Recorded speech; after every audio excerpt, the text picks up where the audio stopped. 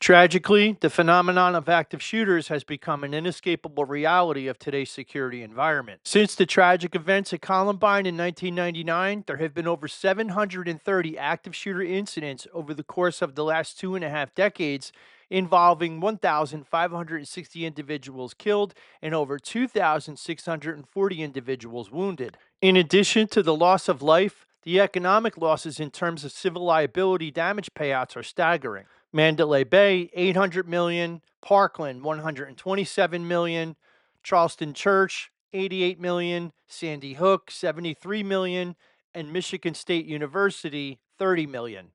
In just a small subset involving these five high profile incidents, the damage payout liability to victims totals $1.1 billion.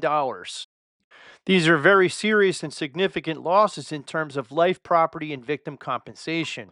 More concerning yet is that active shooter incidents where individuals become an armed threat engaging in interpersonal violence with the firearm is a small subset of the much larger phenomenon of workplace violence, which includes a multitude of interpersonal violent engagements involving a workplace.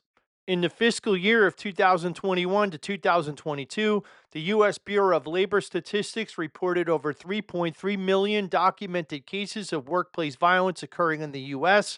at a statistical rate of 2.9 cases per 10,000 employees. While this is a small percentage of the total number of workplace injuries, workplace violence claims and the cost is disproportionately more intense in comparison to traditional claims for injury involving disruption of workflow, time off, transfers, terminations, and costly litigation. Many active shooter incidents, as the high profile worst case scenario of workplace violence, are themselves escalations from an uninterrupted and unmitigated continuity of lesser but related workplace violence incidents. Workplace violence and active shooter incidents are undoubtedly the fundamental security issue of our time and represent a tremendous liability for companies and institutions.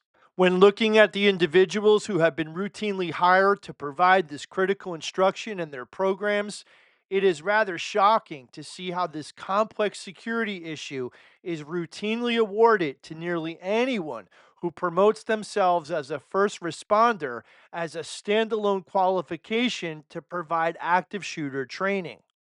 Companies and institutions place themselves at exponentially more risk and liability when paying top dollar for substandard training programs conducted by unqualified individuals that instruct their employees to throw cans of soup, utilize fire extinguishers, or simply hide under a desk in response to a workplace violence or active shooter incident. If you or your employees have been instructed to run, hide, and fight, or have been trained to simply react in accordance to some campy acronym, you and your teams are already at a major disadvantage as these defective protocols rely on linear primordial instinct models which have been proven to fail under duress. Any credible security company with a protection mission in its portfolio knows that 99% of threat mitigation takes place while violence is in the planning and contemplation pre operational phase, not as a reactionary effort to aimlessly flee from gunfire via haphazard tactics and faulty emergency response efforts. Workplace violence threat mitigation and active shooter response are two distinctive but inseparable skill sets that employees need to manage workplace safety. Workplace violence and active shooter response is a complex security issue that involves in depth industry knowledge and expertise with physical security systems, access controls, active threat assessment, evidence controls, internal investigations, emergency management protocols, post incident response, and threat mitigation. While any first responder service is indeed honorable, this complex security matter exceeds the capabilities of entry level first responders and requires individuals with background, training, knowledge, expertise, and skill sets to deal with workplace violence and active shooter response as a comprehensive effort. At Operational Dynamics, our real world operational background, tactical experience, and in depth knowledge of interpersonal threat and emergency management provide for unprecedented and professional capability for businesses and institutions to manage their workplace safety requirements. Our Workplace Violence and Active Shooter Response course is comprised of 5 formal U.S. government training programs on active shooter response and real world experience in threat analysis arising from threat directed at U.S. government personnel.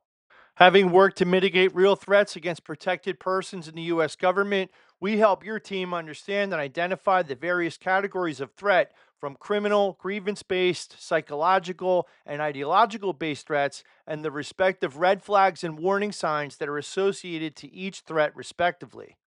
We work to help your team produce critical protocols in dealing with concerning correspondence, confronting concerning employee behavior, and hostile terminations while solidifying legal positions for action through evidence. Lastly, we help your team build a comprehensive emergency response plan where employees work in a collective fashion to manage an ongoing emergency situation through strategic assessment and coordination with external emergency response.